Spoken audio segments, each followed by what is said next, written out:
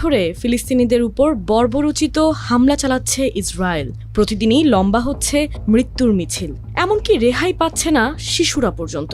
Israel সেনাদের এমন বর্বরোচিত আক্রমণ নাড়া দিয়ে যাচ্ছে বিবেকবানদের। প্রায় প্রত্যেকটি দেশেই নেতানিয়াহু সরকারের বিরুদ্ধে হচ্ছে বিক্ষোভ। এবার নিজ দেশেই সবচেয়ে বড় বিক্ষোভের মুখে পড়েছে নেতানিয়াহু প্রশাসন। গাজায় যুদ্ধ বন্ধের প্রতিবাদে রাস্তায় নেমেছে হাজার হাজার ইসরায়েলি। 2023 সালের 7 অক্টোবর ইসরায়েল ভূখণ্ডে ঢুকে পড়ে হামাস যোদ্ধারা।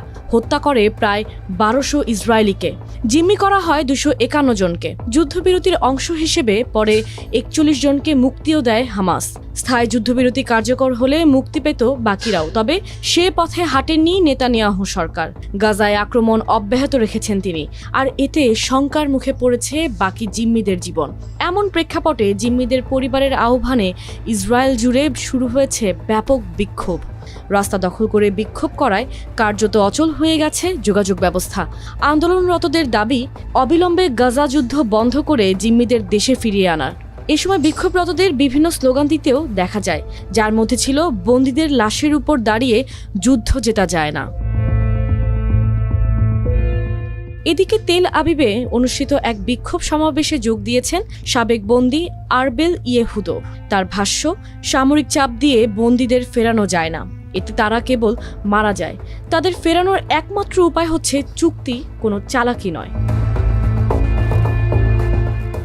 প্রায় 2 বছর ধরে চলা এই যুদ্ধে যখন পুরো গাজা ধ্বংসযজ্ঞে পরিণত হয়েছে, লাখ লাখ মানুষ অনাহারে দিন কাটাচ্ছে, তখন সম্প্রতি নতুন করে গাজায় আরও অগ্রসর হওয়ার সিদ্ধান্ত নিয়েছে ইসরায়েল।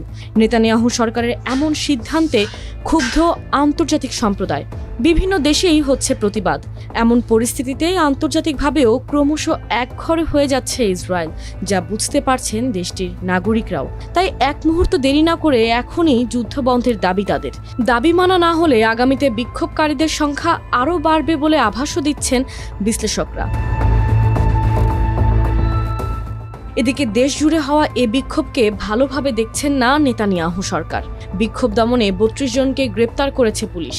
বেশ কয়েকজন শীর্ষস্থানীয় মন্ত্রীও এ বিক্ষোভকে কঠোরভাবে দমনের কথা জানিয়েছেন। তাদের ভাষ্য, রাস্তা বন্ধ করে এমন বিক্ষোভ গুরুতর অন্যায়, আর এসব শত্রুপক্ষের পায়েই বল ঠেলে দেবে।